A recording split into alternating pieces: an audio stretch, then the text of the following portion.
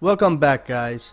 So in this video you will see events that happen within a span of 3 days. I've put it in chronological order so you can kind of get the story that is being unfolded.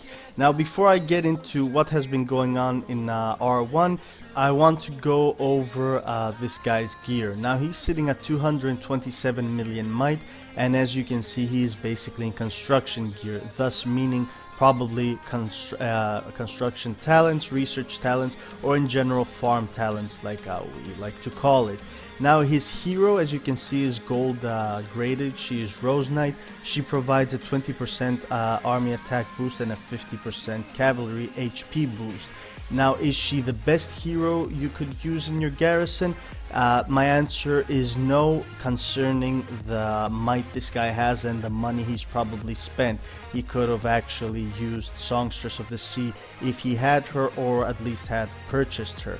But all in all, yes, she is one of the best free to play and acquire heroes for your garrison.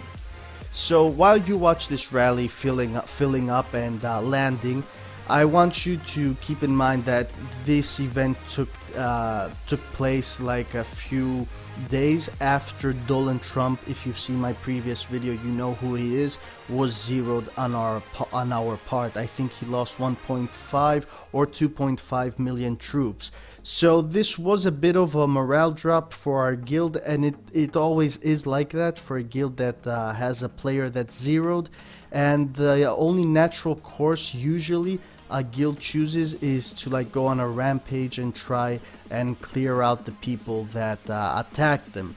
Now, if you ask me, this is probably one of the most foolish ways to go about it, because usually after a rally and after a player being zeroed, the guilds that did the rally will be more cautious, like shielding up and protecting their troops, because they actually expect the guild that was zeroed to retaliate. Now, in my opinion, I believe the best strategy is for the R4s and R5s to actually sit down and try boost the morale of the guild, and to try and make people wake up, shield up, and wait for the proper time to retaliate. Now, what I mean with that is that it's best to leave a few days pass by and pretend like this really did bum you out and the guild is catatonic, when in fact everybody is actually prepping up for war. Now, in our case, the R4s had already made a decision on what day the attack would be taking place. We didn't disclose it, of course, to anyone else, the reason being that there is always a fear of someone leaking the information. Now, what you see actually took place a day before we were ready to go out full on CHL, DNK, and TH, since they are all allied between themselves.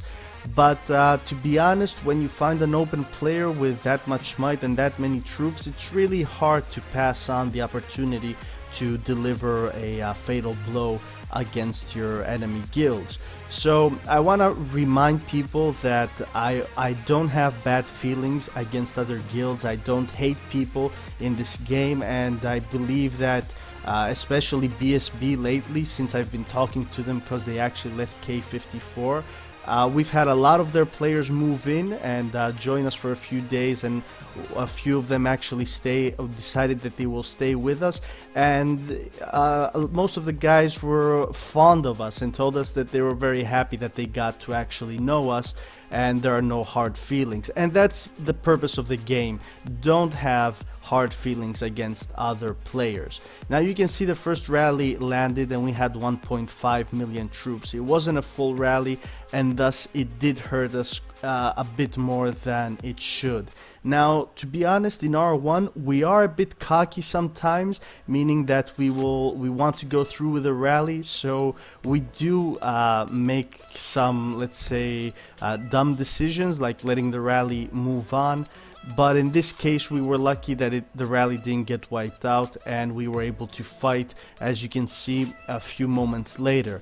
Now, since MIP is on our side on this war and TH is basically one of their enemies, they were close by, they were online at the moment, and they were very happy to pitch in and help us clear out this turf. Now while the rally fills up, we can take a few moments to look at the screenshots from the troop composition and his hero composition. Now a few of you in the comments last time asked for a few more tips in my videos and not only showing the rallies go down. To be honest, I am happy to give you as many tips as I can, but as far as hero lineups, I can't really give tips because I don't know what each player actually has, since there are so many pay to acquire heroes out there. Now if we go through his heroes really fast, we see that he's got Rose Knight. We said at the start she gives cavalry and army HP, army attack boost. He's got Petite Devil, she's a ranged hero. He's got Snow Queen, she's also a ranged hero. Itro Guide is also a ranged hero. And finally he's got Demon Slayer Gold, and he is an infantry hero. They all give infantry and ranged attack boosts accordingly. Now if you ask me, while I look at his troop lineup, I believe he could have actually used heroes that give more of army boosts rather than singular troop type boosts. But again, I don't know the money he spent and what heroes he has acquired. Yeah, you can see the first attack, like I mentioned in the start, did hurt us a bit and we did wound mostly his troops, but MIP came in with the second rally and he actually dealt some damage.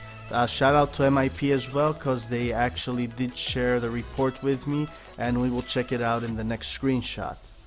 So as you can see, he's got a 29.4 million might drop, and MIP has a 15.3 million might drop.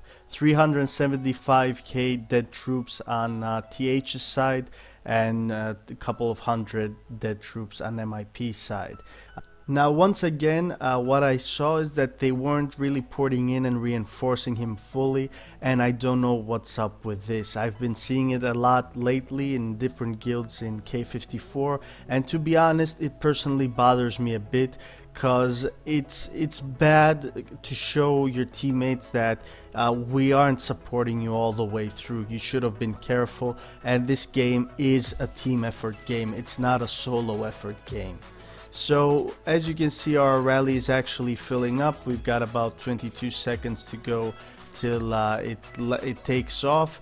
To be honest, and I'll speed up the video a bit because we did delay it, and this is a big no-no for me. I've said in my past videos, because you do give the enemy extra time to be able to wake up, pop on, and pop his shield up. And especially when you're double rallying someone, you want those two rallies to try and hit as close as possibly. This can be achieved by sending a siege unit from far away, and the ralliers they can communicate between themselves and just dismiss. Each one of them can dismiss each of the siege engine that's walking in, so the rallies can be timed perfectly. But if you don't have that capability, at least speed up your troops so you can meet the timer of your own rally going down, because you don't want to give them enough time to be able to heal up and reinforce him again in the next attack. So you can see that this attack did hurt him this time. We were fully filled up, and we will check the report in just a second. You see that this guy had a 22 million might drop, and we had barely 4 million might drop on our part. So if we go right into the dead troops, you see that already MIP has been clearing out his T4, and we've already started clearing out most of the remaining troops. So after this rally attack of ours, MIP was already filling up their rally attack, and once it landed, they cleared out most of the troops. They left like 150, I think, or 115k troops. We will see it in the report coming up in just a few. And I don't have the report, but MIPH, that it was hosting the rally, came in, if I recall, and cleared out the remaining troops. So this guy was zeroed.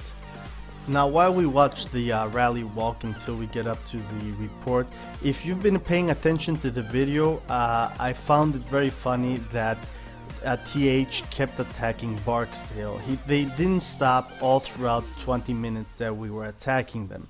Here's the report. Like I promised, 654k dead on TH's side and only 53k dead on MIP side. So this guy was done. After this, as natural, most of the players ported out.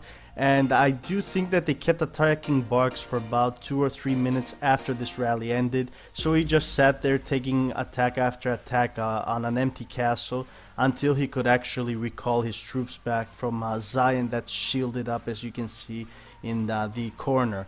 It really was funny because they actually weren't able to get any of his troops, but I guess they were holding a grudge against him for leading a rally up against TH. Now after that first person we zeroed, MIP and R1 were actually hyped, so we decided we'd visit them in their hive and try and take out a few more of their players that haven't been very careful with shielding and protecting troops. You can see MIP rallied this ZBC guy. He was sitting at 142 million might, and they dropped into 110 million might. You can see the battle report, and thanks to MIP I've got it. This is a 31 million might drop and 952 dead troops on this guy's side with minimal losses to MIP. Now the reason MIP had minimal losses was because this guy was sitting in monster hunting gear and probably farm talent, so he didn't really stand a chance and put up a fight against the troops coming in. Now we were bummed out a bit because we were filling up our rally and all hyped that we would finish him off, but if you pay close attention, MIP H is actually zeroing him out in the top. We didn't know his troop count, so we didn't know how much was left in there. Once we saw the solos going in and the troops getting cleared out, we actually cancelled the rally because there was no point moving forward with it. So this brings us to an end of the day 1 reports and the day 1 attacks. Now we move on to the second day, and this was basically the day that we had scheduled of attacking. I don't really know why and how I screwed up this bad, but I actually missed a few rallies and a few good attacks and hits we did up against CHL and DNK, because they were our primary targets in this day of raiding, let's call it, or revenge, or whatever it is. But funny thing is that we did end up in TH's hive once again and started rallying down players that were unshielded.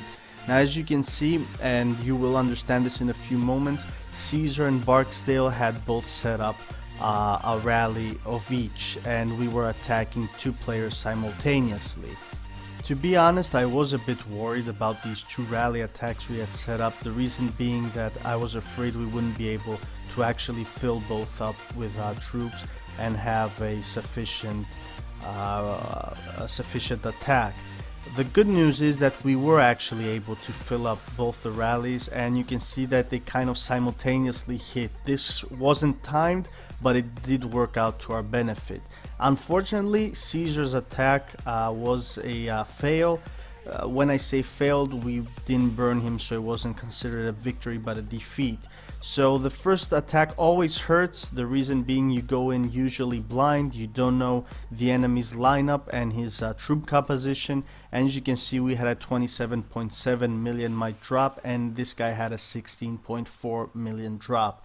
If we go right into his troops and his leader lineup, I'm not impressed, meaning he's got 2 infantry leaders, he's got Rose Knight who is cavalry and army attack boost, he's got Trickster who provides no army boost whatsoever, so he's a worthless hero, and he's got Ice Snow Queen who is basically a ranged attack hero. And if you check his troop composition, you do see that we've actually taken out some of his T4 troops, but his hero lineup could have been better. Now in the second attack, Barksdale's attack, you can see we had a 20% million might drop on his side and an 8.2 million might drop on our side. This was a victory and we had minimal losses. So if we check this guy's hero lineup, I'm actually impressed because his first 2 heroes are basically cavalry and troop boost attack. His ethereal guide is a ranged hero, and his mermaid is actually a troop defense, attack, and HP boost, and then he's got an infantry attack boost hero in the end. So I'm actually impressed with this guy. Although he was smaller in might, although we did deal more damage to him, he was set up a lot better. Now we didn't rally for a second time against QBC, whatever, QLB, because Ronin Rocket came in and he cleared out the troops with a few solo attacks. Meanwhile, we started setting up a second rally up against Devoluo from TH on Caesar's side, and I will speed up the video for a few seconds and you can see the march going on. Now this attack, unfortunately, once again it didn't burn him, so it was considered another defeat. To be totally honest, I do believe that our troop composition was a bit off and that's why we're having so many losses, but there is also the probability that he did have war talents on but had forgotten to switch his gear back, or he did put like a construction gear on for a few seconds to try and get a small building up or whatever. So you can see he had about 1 million troops dead with the previous attack, and you can see he's lost all his T4 infantry and quite a few of the rest of the T4 he's got in there. This attack was failed on both parts, but keep in mind that we did clear out quite a few of his troops, so it is considered a victory in the end. Unfortunately though, as we were setting up our final and third rally, which would finish him off, he actually popped on and popped a shield, so he did have a lot of dead troops, but unfortunately we weren't able to clear them out all. So after the 2 rallies we had set up, we started setting up a third one. Drop the Beat was leading the rally this time, and we were going up against Dragon XIO, whatever his name is. This rally we were going up against 6 million troops, so I was afraid it would hurt us quite a bit, but I was impressed by the fact that we were able to achieve a victory in this attack. So we were lucky. The troop composition we used was actually effective against the lineup our enemy had. So we go right into the report and take a quick look at what's going on. You can see this guy had a 30 million might drop and we had 33 million might drop on our side. He had a million troops dead and we had about 400k. You can see we've already started getting into his T4, but we cleared out his meat shields. Let's go really fast through his hero composition. Although it's not bad, I would have switched out Vengeful Centaur because he gives a research boost, so it's not always good to have a hero that doesn't give army buffs in all 3 of his stats. The other thing that bothers me is also the grade of his heroes. He's got a purple and a blue grade hero. I'm not saying that they aren't good, but I'm saying that sometimes free to acquire heroes do have better buffs when gold rather than a bought hero in purple or blue grade. So keep that in mind. Always check your troops and check your stats your heroes give, and choose the best you can when using them in your garrison. So you can see that we've already killed off quite a few T4s, but unfortunately he actually shielded just a few moments after the first hit. Now there was a small pause in the action for about 10 minutes until we found a very juicy target. Now this guy, we did catch him off guard and we did deal a lot of damage. Unfortunately I didn't get the rally walking, but you can see that we dropped him 45 million might versus 33 million might on our side. We will go right into his troop composition and to his hero composition, and I do think I have a screenshot of his gear so we can check that out as well. Now if we check his heroes out, he's got decent heroes. They're all gold graded, but in my opinion, when you have 7 million or 8 million troops, in general when you have a lot of troops, I do believe that it is better to actually focus on troops that provide army boosts and not concentrate on troops that give one type of troop boost. The reason being that when you're taking a hit, it's preferable, at least this is how I understand it, to have a lineup of troops that will take the first hit. So let's say if you've got infantry troops in the front, you want to keep that lineup, let your teammates know that that's your lineup, so when they can come in and reinforce you, they will give you as well infantry, and they can take most of the attack and most of the hit when it lands. So then you will basically need heroes that will boost your infantry and maybe your ranged heroes in the back to try and take out the cavalry that will be used to try and counter out your infantry lineup. Now this could be way off, but it is a way of thinking. But I do prefer having heroes that give boosts of army boosts in general, rather than heroes that are like one type of troop, because this way you can span out the damage done by all phalanxes. Now as you can see, the second rally landed, and this just goes downhill after every hit. You see this guy had 1.4 million troops dead, 45 million might lost, and we only had 26 million. Keep in mind that he was in research gear.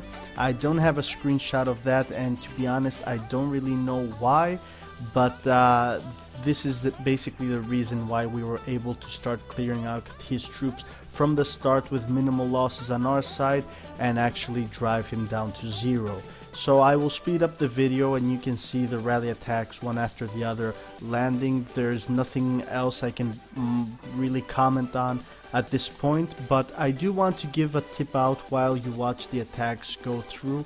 So here it goes. Now if you're getting rallied and you've got about 1.6 million troops and you're in fury, so you can shield and there are no teammates of yours close by, or you don't have a hive as a guild policy, here's the best way going about it. If you're not planning on taking the attack, just shelter 210k of your troops and then send out 5 marches that will not go into camps. I see a lot of players doing this, and it's basically suicide, because when you send out a camp, somebody can actually port in and clear out that camp by randoming out back again. So you'll have like 100k troops dead, so times 5, that's a 500k troop loss for you for no reason. So basically send your troops out to tiles, and it's preferable if you send them out like an hour away.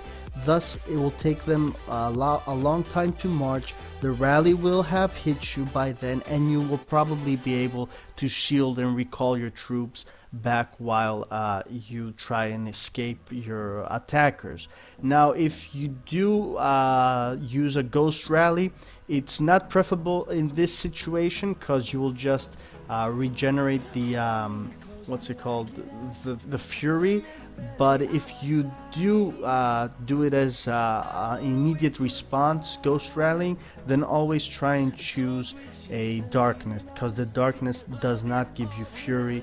Thus you can escape your attackers and keep your troops safe while they come in and hit a basically empty castle. Here we go with the third rally. You already saw the second one and the damage that's done. These rallies were basically clearing out his remaining of the troops.